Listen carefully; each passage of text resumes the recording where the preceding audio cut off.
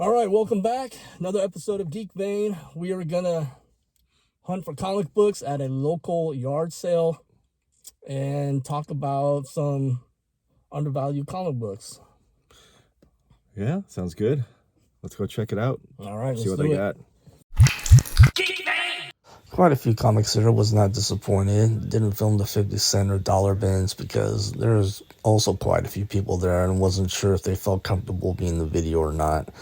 So I didn't bother. Plus, I mean, how many different ways can you film comic book boxes and people digging through them? Like, it's kind of boring.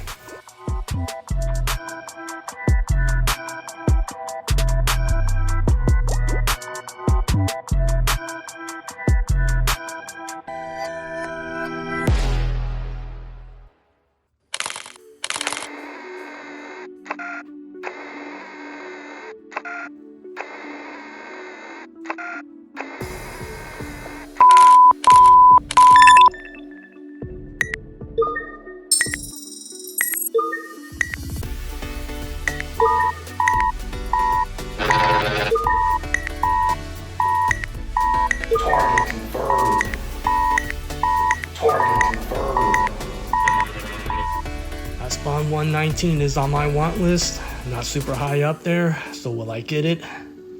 We'll see. All right, Ian, what are some undervalued comic books? Daredevil 1 for sure. Probably Daredevil 7. X-Men 94.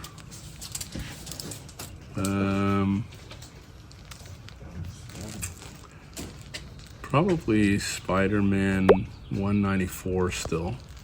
And I think Taskmaster is underrated. So those would probably be my go-to books. Let's see. Between 21 and Probably. That's a good question. I think you got me stumped. Really, the entire Daredevil run is undervalued. Some of those books, some early Iron Mans.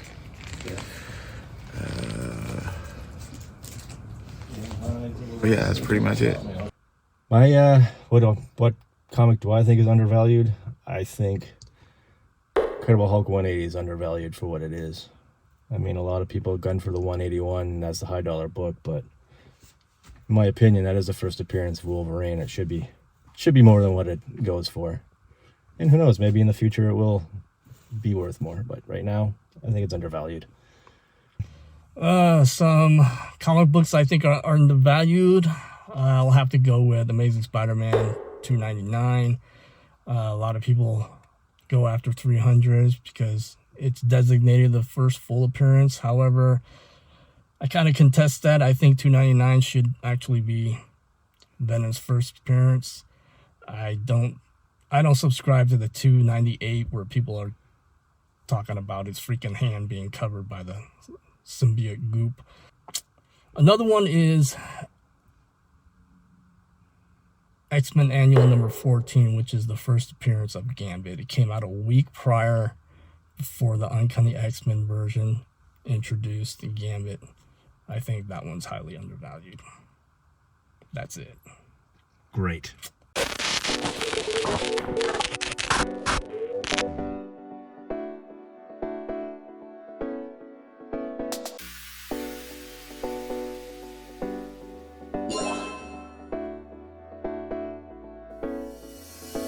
So what did I get at this comic book yard sale?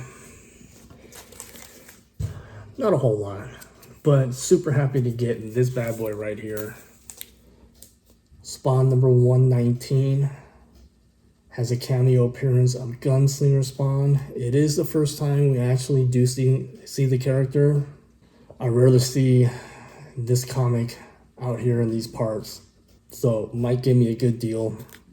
Had to pick it up. Super happy about it.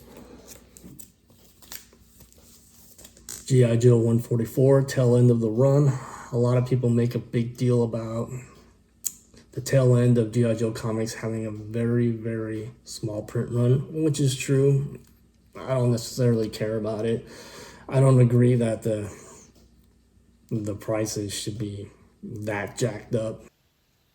So this G.I. Joe comic was in actually really good condition. It's got a small spine nick that does break color, as you can see.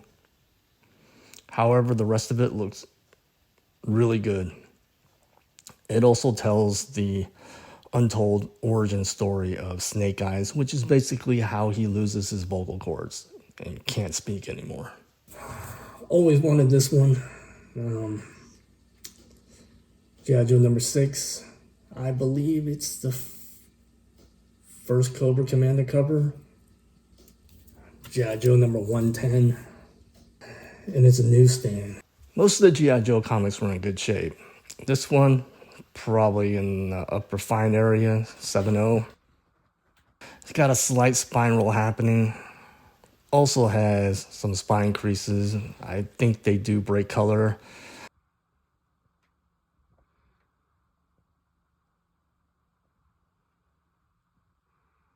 As well as these two thumb indents. Been a long time since I pressed anything. Over a year at least. But here we are. And G.I. Joe number 42. Absolutely love this cover. Storm Shadow is one of my favorite G.I. Joe characters. Just right behind the Baroness. Barely, though. Badass Mike Zeck cover. Love it. And, so Mike and Ian, they had giveaways, and I won this. It's a 679.1. I really have no idea if this is a significant issue or not. But it was free. That was our comic book hunting experience and short discussion about what comic books we think are undervalued. Of course, there's quite a bit more, and pretty much all subjective. Thanks for tuning in. Check out our other videos, and we'll see you next time.